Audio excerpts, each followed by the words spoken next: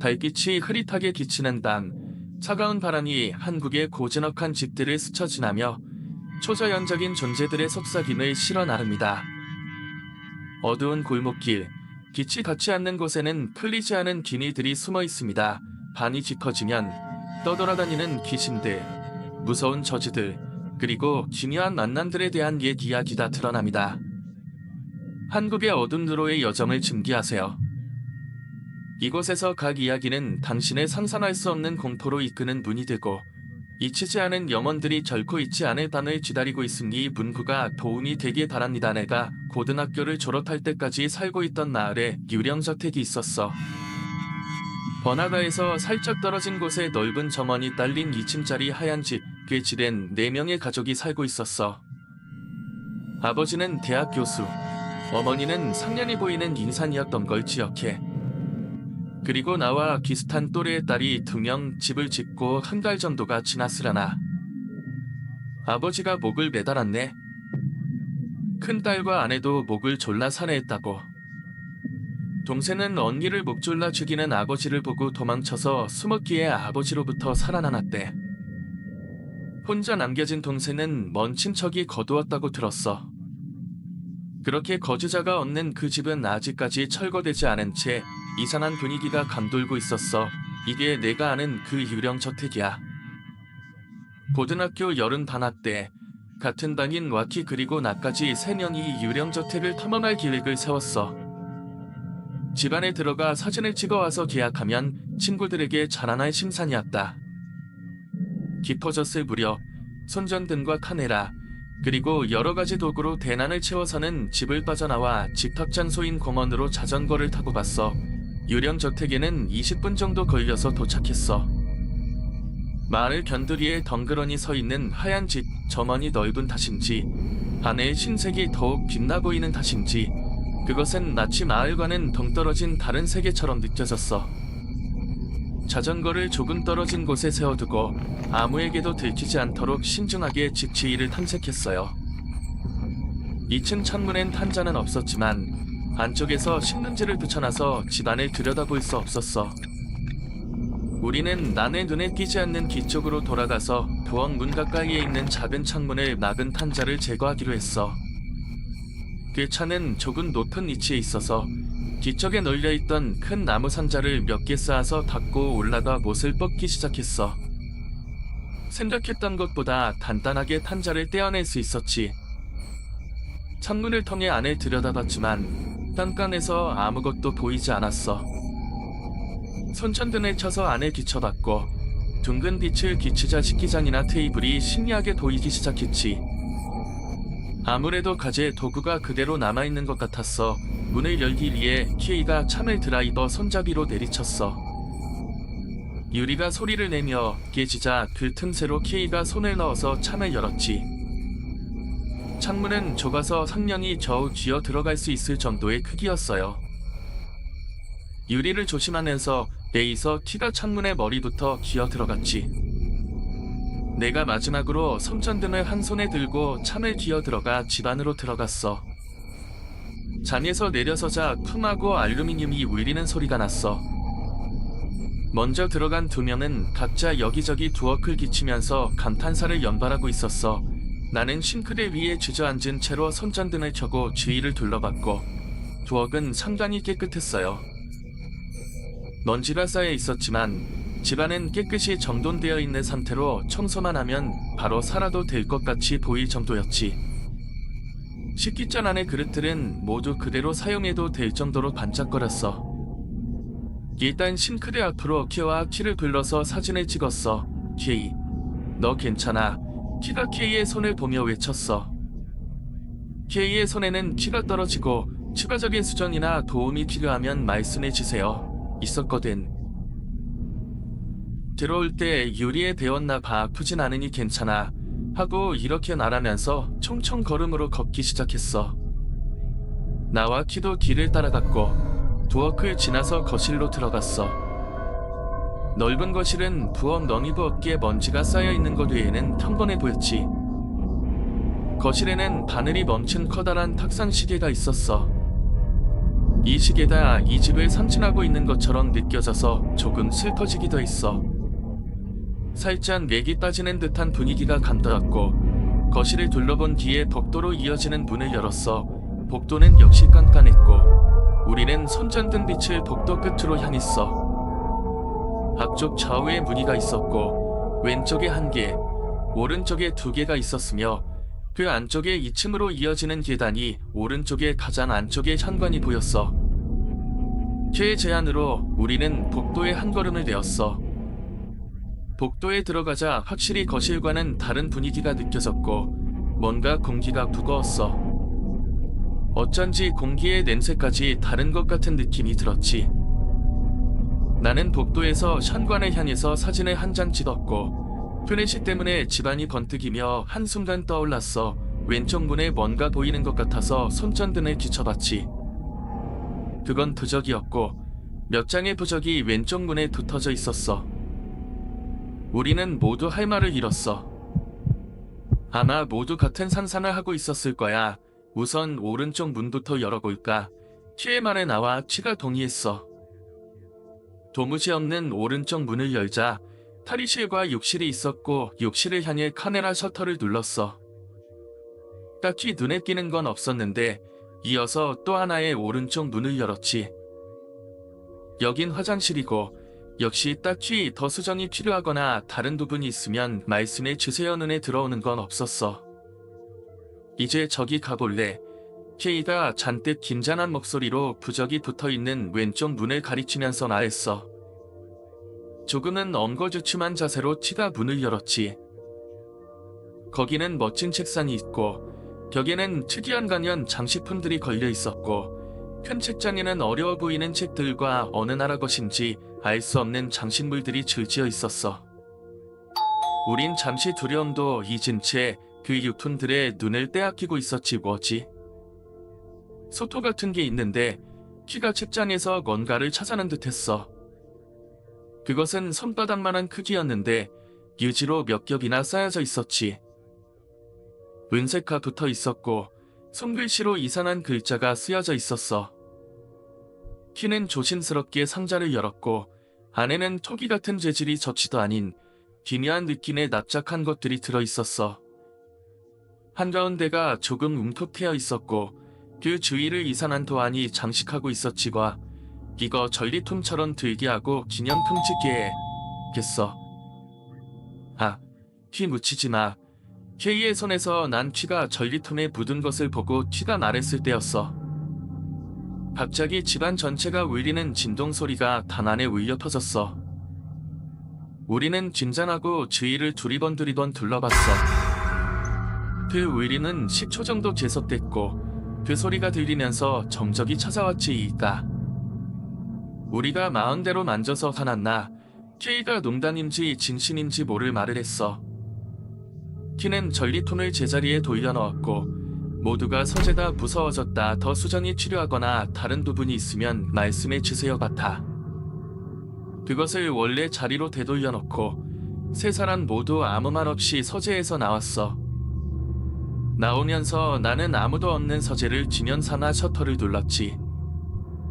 이제 2층만 남았기 때문에 서재를 나와 현관 쪽으로 걸어갔어. 복도는 변함없이 무거운 공기였지만 서재에 다녀온 탓인지 세 사람은 조금 여유로운 기분이 든 것 같아. 계단을 오르기 전에 현관에 둘을 세우고 사진을 찍기로 했어. 바인더 너머로 두 사람을 봤고 T와 K는 익살맞은 표정을 짓고 있었지. 나는 셔터를 누르고 둘에게 좋은 사치 쳤다며 웃어 보였어. 하지만 둘은 내 이야기를 듣고 있지 않았지. 둘의 시선이 내 뒤를 향하고 있다는 걸 깨닫고 뒤를 돌아봤어. 서재 문이 천천히 열리기 시작하고 우리 세 명은 서재 문에 눈이 고정되어 있었고 나는 뒤로 물러나면서 현관문까지 내려갔지. 손전등이 비춰지는 가운데 문 뒤에 숨기라고 한 듯이 문이 우리를 향해 정면으로 보이는 곳에서 멈춰섰고 나는 뒤에 현관문 손잡이를 돌려보려고 했지만 바깥쪽에서 고정되어 있는지 전혀 움직이지 않았지. 내 행동을 지켜보던 둘이 젖는질로 나를 쳐다봤어. 나는 떨리는 작은 목소리로 현관이 열리지 않는다고 알렸어. 눈을 다시 문 쪽으로 향했을 때 키가 흐느끼듯 비명을 질렀어. 나와 케이는 키가 비추고 있는 곳을 쳐다봤지. 문구석에 쉰 손가락이 문을 잡고 있는 손가락이 보이고 있었어. 우리는 그대로 얼어붙었고 너무 무서워서 꼼짝조차 할 수 없었지. 다리가 후들후들 떨리고 심히 더 수정이 필요하거나 추가적인 부분이 있으면 말씀해 주세요 들어가지 않았어. 모두 기념조차 지르지 못하고 문을 잡고 있는 손을 응시했지만 문이 변화가 나타나서 손 위로 조금씩 검은 덩어리가 앞으로 나오기 시작한 거야. 우리가 덜덜 떨면서 단지 그것을 응시하고 있을 뿐이었어. 그 검은 덩어리는 머리였지만 올리고 있는 머리날이야. 검고 짧은 머리카락이 이어지고 문이 그늘로부터 새로 들어진 눈이 나타났어. 눈은 인간이라고 생각할 수 없을 정도로 크게 뜨고 보고 있었지. 눈이 보인 순간 케이가 기념을 지르며 계단을 뛰어올랐어. 그 균형이 신호라도 된 듯 세 명은 각자 균형을 지르며 계단을 뛰어서 올라갔지. 사방팔방으로 흔들리는 선전등 빛을 쫓아 계단을 달받았어. 내 선전등 빛에 잠깐씩 앞서 달리는 두 명이 뒤처졌지만 케이가 낯다른 곳에 문을 열자 우리는 담으로 끼어들어가 서둘러 문을 닫았어. 사태를 제대로 파악할 수조차 없어서 아무도 입을 열지 못했지. 등을 대고 문을 누르면서 담을 둘러봤어. 장문에 신문지를 붙여놔서 실내는 어두컴컴했어. 익숙해진 건지 손전등을 비추지 않아도 어렴풋이 방 안의 상태를 알아볼 수 있었어. 안쪽 창가에 책상이 있고 위에 소품이 어지럽게 놓여 있었지. 오른쪽에는 격자니 왼쪽에는 침대가 있었어. 우리는 숨을 더 수정이 필요하거나 추가적인 부분이 있으면 말씀해 주세요 죽이고 문 밖의 형세를 살폈으며 계단이나 복도 쪽에서 별다른 기척이 느껴지진 않았어. 얼마나 지났을까? 조금씩 안정을 되찾아 갈 무렵이었어. 얘들아, 멀리서 남자의 목소리가 들려서 한순간 몸이 굳어버렸어. 아무래도 1층에서 부르고 있는 것 같았지. 누군가 구하러 온 게 아닐까? 자르는 듯한 목소리로 티가 나랬어.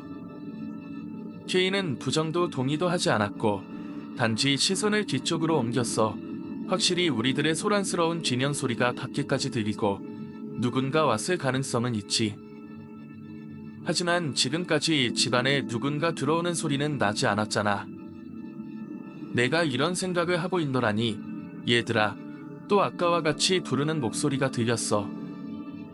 두 번째 소리를 듣고 말릴 틈도 없이 키가 큰 소리로 외쳤어. 여기 있어요. 도와주세요. 나와 케이는 외치지 않았고 아마 케이도 아래층에서 들리는 목소리의 정체에 자신이 없었을 거야.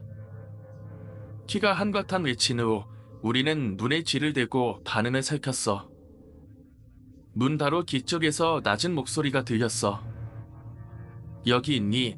갑자기 들린 낮은 목소리에 세 명 모두 까무러칠 정도로 놀라서 문에서 멀어졌어. 모두의 시선이 문에 꽂혀 있었고 아무리 기다려도 문은 아무런 변화도 없었어. 오히려 그게 더 무서웠지. 키는 나보다 더 겁에 질려 있었어. 들켜서 도망가야 돼.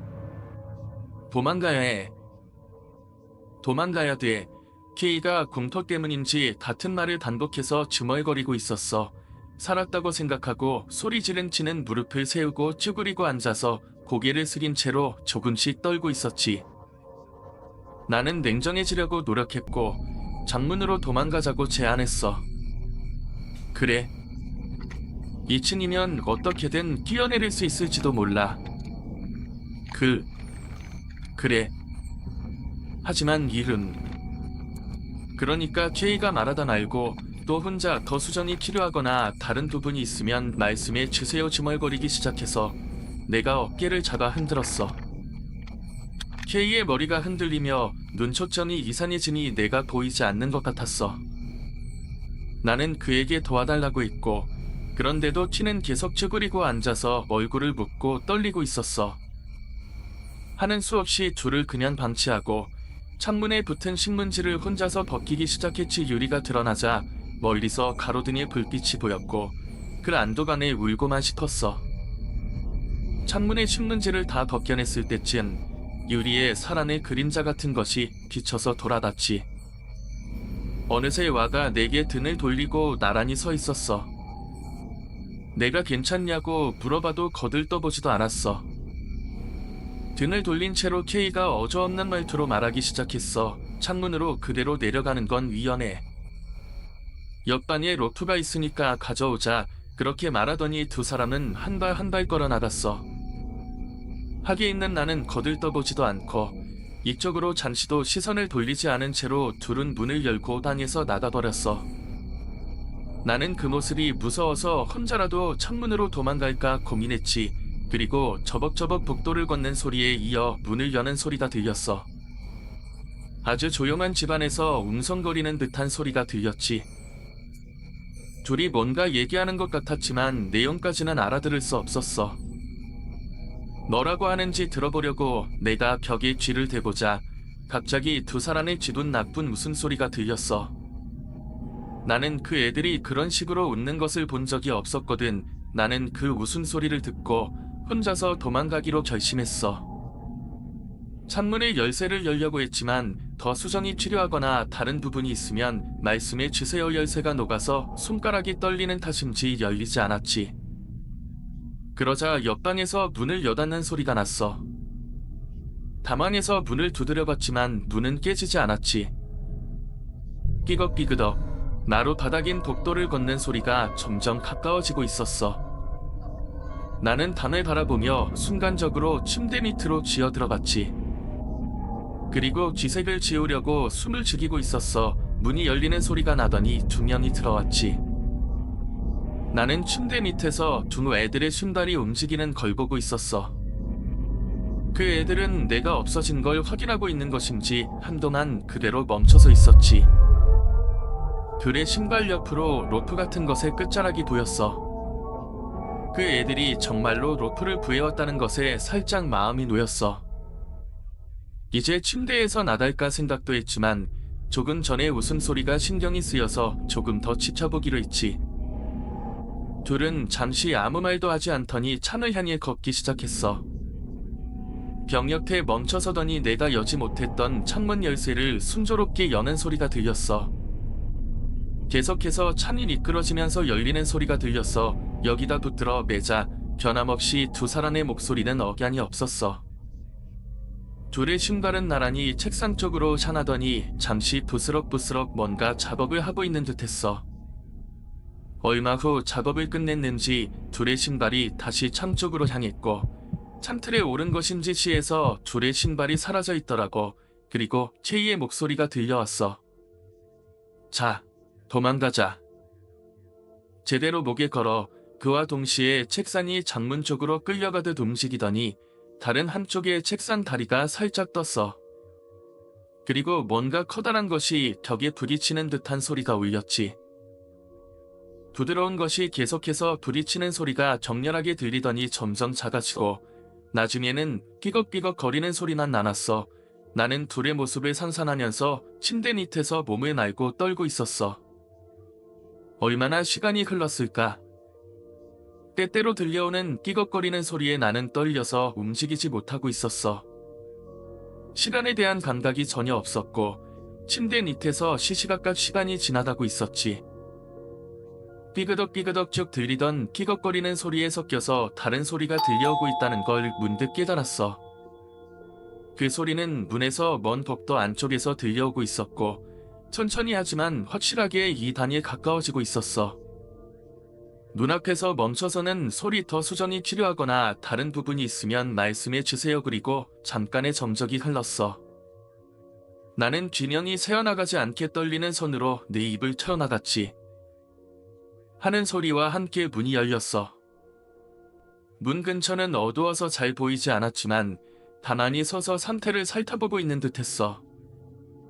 꼼짝도 하지 않고 문 쪽의 어둠을 뚫고 시선을 응시하고 있었거든. 어두운 가운데 다리가 보였고 그건 남자의 맨발이었다. 이윽고 움직이기 시작했는데 아주 천천히 걷기 시작했지. 반을 천천히 돌아보듯 걷는 다리. 어두운 탓인지 그 다리는 묘하게 천백해 보였어. 다리가 침대 옆에서 멈춰섰을 때 입을 누르고 있던 내 손에 무심코 신이 들어갔지. 갑자기 여기를 들여다볼 것만 같아서 기념을 지르고 싶은 걸 필사적으로 견디며 다리는 당분간 멈춰서 있더니 서서히 문 쪽을 향해 움직였어. 문이 열리고 어두운 곳 속으로 다리가 빨려 들어가더니 천천히 문이 닫히는 거야. 복도에 삐걱거리는 소리가 점점 멀어져 갔지. 나는 소리가 나지 않기에 조심하면서 침대를 빠져나왔어. 여기에 있으면 언젠가 그것에 발견될 거야라는 그 공포가 내 몸을 움직였지. 침대에서 떠져나오자 로프가 눈에 들어왔어. 책상이 연결되어 있는 두 개의 로프는 열려있는 창 밖으로 이어져 있었지. 책상은 긴장한 무게로 끌려간 듯 창가의 한쪽 다리가 뜬 채로 걸려있는 상태였어. 다행히도 로프는 한 개 더 있었어. 똑같이 책상에 연결되어 있었지만 그건 책상 위에 그대로 놓여져 있었지. 한쪽 끝에는 머리만한 크기의 고리가 만들어져 있었어. 그 순간 등이 서늘해지는 것을 느꼈지. 창문으로 도망칠 수밖에 없다는 걸 알고 있었지만 남겨진 노트를 보니까 아무래도 창에 가까이 갈 용기가 나지 않았어. 창문에 가면 그 두 명과 같은 웅년이 기다리고 있을 것만 같았고, 아니 무엇보다도 그 두 명에게 다가가는 것이 무서웠거든. 어딘가 도망갈 장소가 없을까. 나는 필사적으로 단안에 둘러봤지. 하지만 창문 이외에 도망갈 장소는 없었어. 굳게 각오를 한 나는 남겨진 로프를 사용해 창문으로 내려가기로 했지. 가능한 창문에 가까워지지 않도록, 두 사람 쪽을 보지 않도록 해서 손을 뻗어 책상 위에 있는 로프를 휙 집어들어 고리를 풀려고, 더 수정할 부분이 있으면 말씀해 주세요. 필사적으로 손톱으로 당겼어. 점점 고리가 풀리고 있었고 그때 시선을 느껴서 문 쪽으로 뒤를 돌아봤지. 문에는 아무런 변화가 없었어. 가슴을 쓸어내리면서 다시 시선을 로프에 돌리려고 했을 때 창문에 두 개의 반원으로 된 그림자가 보였지. 와, 치가 창문으로 눈까지 머리를 내밀고는 여기를 보고 있는 거야. 나는 튕겨지듯 뒤로 물러났고 둘은 눈을 뜨고 가만히 나를 보고 있었어. 그 눈에는 인간적인 느낌이 전혀 느껴지지 않았지. 등이 문에 부딪혔어. 부딪히는 소리와 동시에 문 저쪽 편에서 멀리서 소리가 들렸어. 얘야, 나를 부르는 소리와 동시에 천천히 걸어오는 소리가 들리기 시작했지. 이제 도망갈 수도 없다고 생각했어. 천천히, 하지만 확실하게 걸음 소리는 이 단에 가까워지고 있었지. 갈 곳을 잃은 나는 어떻게든 도망치고 싶은 마음에 무심코 벽장에 들어갔어. 곧바로 여기로 달아날 수 없다는 걸 깨달았지만 이미 늦었지. 내가 들어가자마자 문이 열리는 소리가 났고 나는 숨을 죽였어. 어슬렁어슬렁 천천히 단 안을 돌아다니는 듯한 기색이 느껴졌어. 그것은 대충 단 안을 거쳐 문 근처로 돌아왔어. 다시 문이 열리는 소리가 들렸고 그 소리에 약간 안도감이 들었지. 그때 내 발밑에서 삐그덕 소리가 들렸어. 나는 기색을 지우려고 숨을 참았지. 나는 당황해서 손으로 벽장문을 눌렀고 이번엔 벽장문 바로 뒤편에서 소리가 났어. 여기 있었구나 라고 하면서 벽장문을 열려고 하는 힘이 느껴졌지. 나는 당황에 주저하며 문을 잡고 있었어.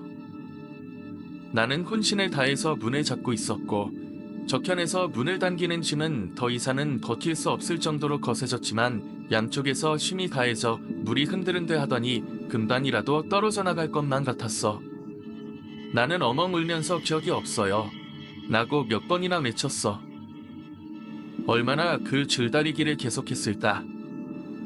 한순간 내 손이 미끄러져서 엄청난 기세로 문이 열렸어. 바로 그때 엄청난 빛이 쏟아지면서 눈이 부시고 천기층이 나더니 아무것도 안 보이게 되었어.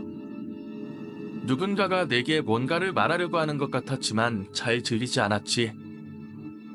어쨌든 나는 여기에 없어요. 여기에 없어요. 하고 외칠 뿐이었어. 친구를 받고 달려온 경찰관에게 끌려가서 많은 조사를 받게 이렇게 정리해 보았습니다. 추가할 내용이나 수정할 부분이 있다면 알려주세요. 이야기가 끝났지만 당신의 마음속에는 여전히 그 공포가 남아 있습니다. 잃어버린 염원들의 기밀과 오싹한 이야기들을 느껴보셨나요? 더 많은 오싹한 이야기를 탐험하고 싶다면 이 영상에 좋아요를 누르고 친구들과 공유해주세요. 댓글로 여러분의 생각을 남겨주시는 것도 잊지 마세요. 한국의 어둠 채널을 구독하셔서 앞으로의 신비로운 이야기들을 놓치지 마세요. 시청해주셔서 감사합니다. 다음 이야기에서 또 만나요.